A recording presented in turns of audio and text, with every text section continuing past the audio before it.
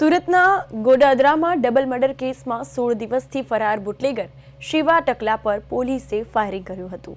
તો ગોડાદરા પોલીસ શિવાને અમદાવાદથી પકડીને સુરત લાવી રહી હતી અને ત્યારે ગોડાદરાના દેવત ગામ નજીક તેણે પોલીસ પર હુમલાનો પ્રયાસ કર્યો, જેથી પોલીસે સ્વબચાવમાં ફાયરિંગ કર્યું, જેમાં શિવા ટકલા જમણા પગમાં ગોળી વાગતા તેને હોસ્પિટલ દાખલ કરાયો।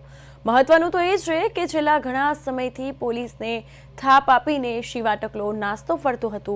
જો કે દિલ્હીથી ટ્રેન મારફતે અમદાવાદના કાલુપુર રેલવે સ્ટેશન પર તેની પ્રેમિકાને મળવા આવી રહ્યો હોવાની બાતમીના આધારે ગોડાદરા પોલીસની ટીમે અમદાવાદમાં જાળ બિછાવી અને લુક બદલીને શિવા જેવો ટ્રેનમાંથી નીચે ઉતર્યો કે તરત જ તેને ઝડપી લીધો।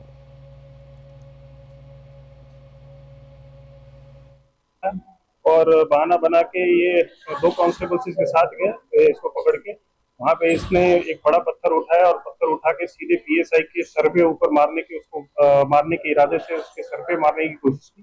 पीएसआई साइड में हटा और ये पत्थर सीधे जाके पुलिस की गाड़ी में जाके टकराई और सामने का कांच टूट गया।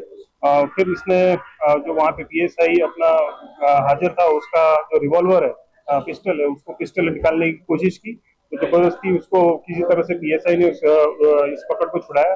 दूसरी बार भी उसने पत्थर उठाया और दूसरी बार भी मारने की कोशिश की, तो 100 बचाव में पीएसआई ने उसके पैर पे 2 राउंड फायरिंग की, जिसमें 1 राउंड उसको पैर में लगा।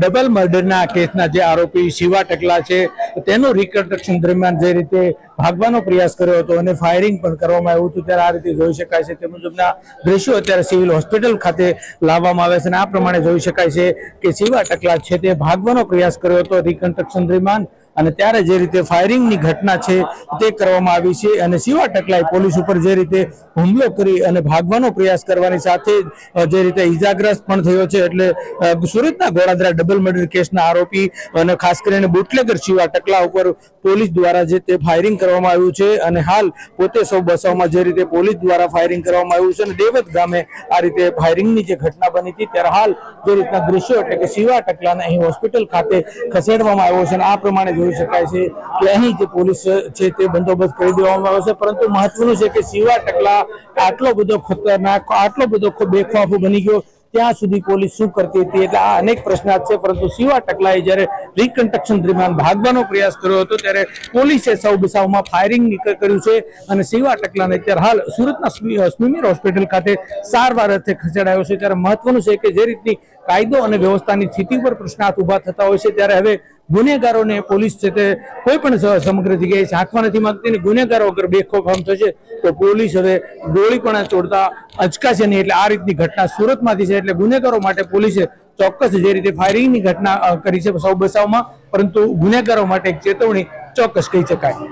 કેમેરામેન અજય કુમાર સાથે અરવિંદ રાઠોડ, પ્રદેશ 24 ગુજરાતી, સુરત।